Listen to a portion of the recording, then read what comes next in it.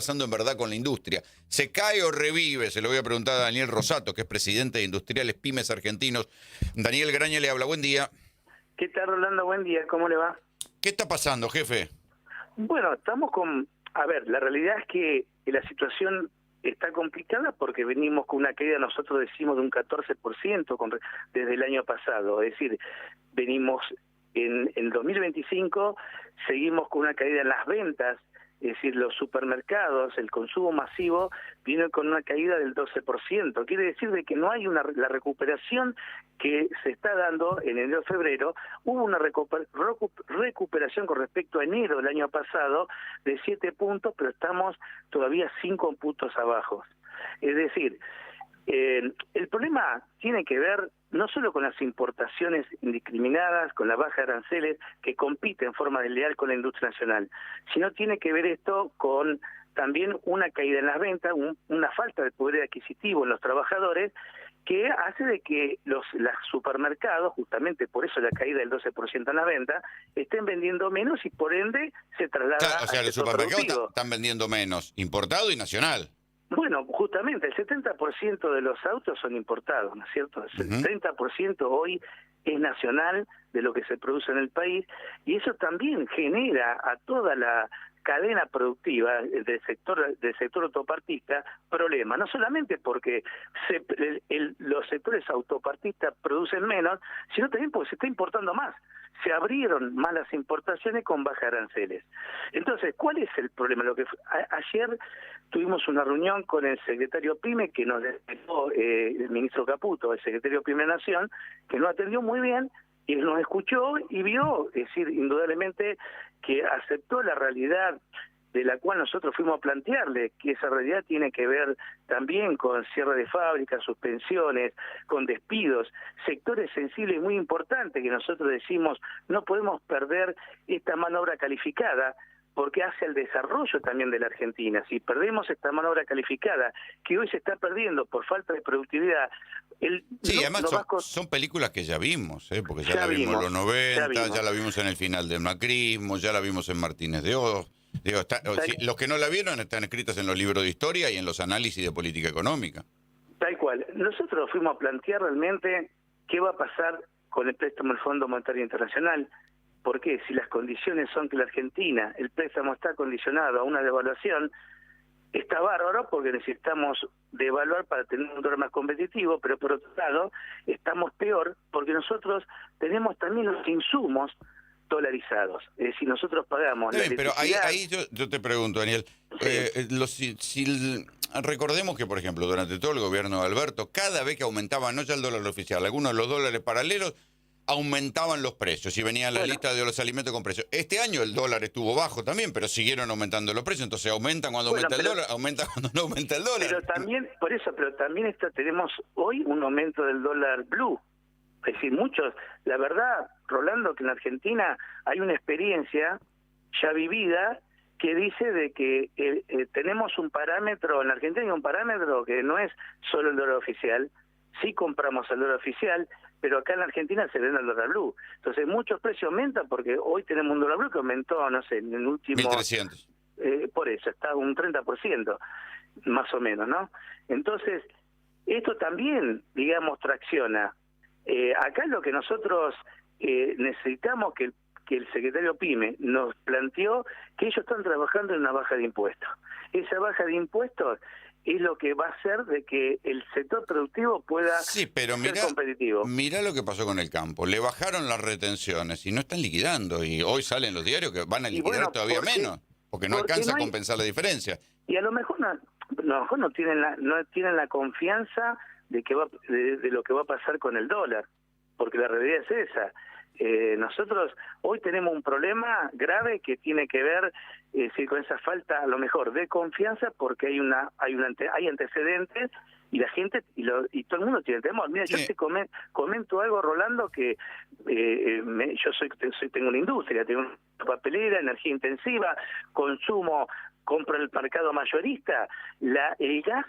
Con respecto me vino para firmar el nuevo contrato que es a partir de mayo, con respecto al año pasado, me vino un 80% de incremento. Y si yo le tengo que Sí, saber, paréntesis, tengo que decir, en el país de Vaca Muerta, donde el gas debería ser barato. bueno, justamente, y si yo te digo cuánto voy a pagar en mayo, te va a costar, créeme, pero tengo los papeles, 200%. ¿Por qué? Por un problema estacionario, porque en invierno Claro. el costo del gas aumenta, justo en mayo arranca con un incremento, entonces de ese 80% se me transforma en un 200%. ¿Cómo amortizo, cómo traslado ese aumento que son millones de pesos, billones de pesos? Sí.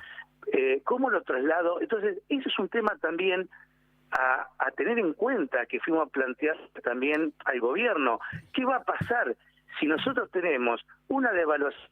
¿Cómo vamos? ¿Qué el desastre que puede ocurrir inflacionario? Porque ¿qué tendría que hacer el Estado? Bueno, vamos a especificar el costo del gas, de la energía, y bueno, va a estar la devaluación, pero no se va a ver. Lo que pasa es que, por otro lado, si no hay devaluación, hay cantidad de actividades que dejan de ser rentables en la Argentina. Y es más, si la deuda del FMI va a ser utilizada para mantener artificialmente barato un dólar hasta las elecciones, y después tarde o temprano, porque el Fondo Monetario lo está pidiendo, van a tener que devaluar, esa deuda después carga e impide que bajen los impuestos, porque ahí en un punto el gobierno siempre les va a decir, sí, nosotros vinimos a bajar impuestos, pero no los pueden bajar porque necesitan la guita del fisco para pagar la deuda.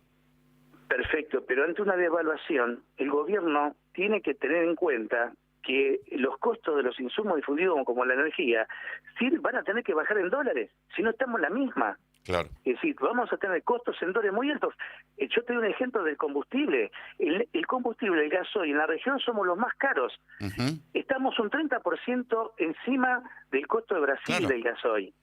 ¿Hay algún sector que todavía está pudiendo producir a costos competitivos entre las pymes industriales? Acá hay sectores y que básicamente son los sectores de servicios, el servicio de la industria energética. La industria energética nos referimos a petróleo, gas, minería, que son los sectores que están produciendo y que dan servicio a esos sectores, digamos, que están produciendo, que es un 30% sumado al agro también, es parte del agro porque también están atravesando una situación complicada, porque el resto de la economía de real, como bien decías recién, a nivel nacional está con problemas. Antes era el problema de la industria manufacturera, los fabricantes de bienes, capital, ahora son las regionales. Los productores de tomate están en crisis porque le está viniendo el tomate de afuera, el 80%. Pero obvio, el limón, mirá lo que pasó con el limón. Traían limones de Egipto. Digo, hoy por tomate, hoy, el otro día voy al supermercado y terminé comprando queso griego más barato que el argentino. Esto ya lo vimos en la época de Cavallo, que salía más barato el queso de Dinamarca. La carne porcina, el 50% está viniendo todo de Brasil. También, todo por problemas de precio, de competitividad. Entonces, ahí donde tenemos que ver esto muy serio, porque nosotros podemos bajar el déficit sin ninguna duda, pues vamos a tener menor inflación sin ninguna duda, pero no tenemos demanda. Y vamos a terminar con industrias, y como bien decía, lo más preocupante es la mano de obra calificada que se pierde en la Argentina, que ya ocurrió y no se recupera más. Entonces, ahí donde nosotros planteamos también el tema textil. El tema textil, Rolando... Sí, 540.000 personas están en riesgo sus puestos de trabajo. Pero ahí yo te digo también, se cansaron de cobrar caro y subir por encima de la inflación todos estos años. Rolando, está bien. Pero yo te voy a decir algo que lo planteamos un dirigente textil y tiene toda la razón, porque lo llevó todo documentado a la Secretaría PYME y en parte le dieron la razón. El 70% de la ropa importada, el 70% de ropa que ves en los shopping es importada. Y no vale 20.000 pesos un vaquero como vale en el mercado negro. Vale 120.000. Uh-huh. Entonces, ¿por qué sale, si importamos a un menor precio ropa barata, por qué llega a un shopping tan caro? Porque está el problema de los impuestos y los costos que tiene el comerciante también. Porque un rollo de papel higiénico... Está bien, pero a mí me parece que hay un punto en la cadena de comercialización donde le dan una rosca del 200 y del 300%. ¿Sí? Pero va a llegar un punto donde cuando después todos nos vamos a terminar lamentando... Decir que y entraron los importados, Rolando, acordate de la pandemia. Nosotros en los noticieros nos cansamos de hacer notas con los textiles que no vendían nada, los shopping que no vendían nada. Cuando se levantó un poquito la pandemia, le dieron una rosca a las cosas que siempre durante el gobierno de Alberto tuvieron por arriba el índice de precio del consumidor. un día porque era la devaluación, otro día porque no era devaluación, pero siempre estuvieron por arriba del precio del consumidor, muchísimo Rolando, por arriba. Permitime que te dé un ejemplo concreto. Yo quiero dar un ejemplo concreto, no quiero decir, no, el ejemplo concreto. Yo fabrico papel higiénico, por ejemplo, rollo de cocina, servilleta, bueno. Yo un papel higiénico mío, que yo lo vendo en una cadena 10, en la cadena vale 19, 20. ¿Está bien? Sí.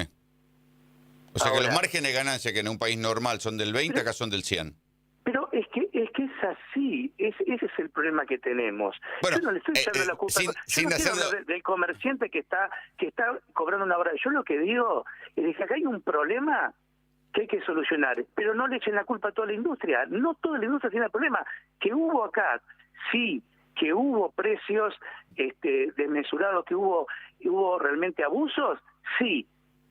Estoy de acuerdo y no lo discuto. Tuvimos las principales empresas multinacionales dominantes del mercado que realmente producen, que son... Acordate el caso de la petroquímica Dow, que en su momento salió que los tipos cobraban más caro en Argentina, lo mismo que la misma petroquímica cobraba más barato en Brasil. Esto en el gobierno de Alberto. Eso pasó en dólares. Con el aluminio, los neumáticos. con el acero. Íbamos, ya durante el gobierno de Alberto, iban los argentinos a Uruguay, Paraguay, Bolivia o Chile a cambiar los neumáticos. Y Argentina producía neumáticos. Entonces, hay algo donde el proteccionismo terminó siendo que se abusaran y cazaran en el zoológico.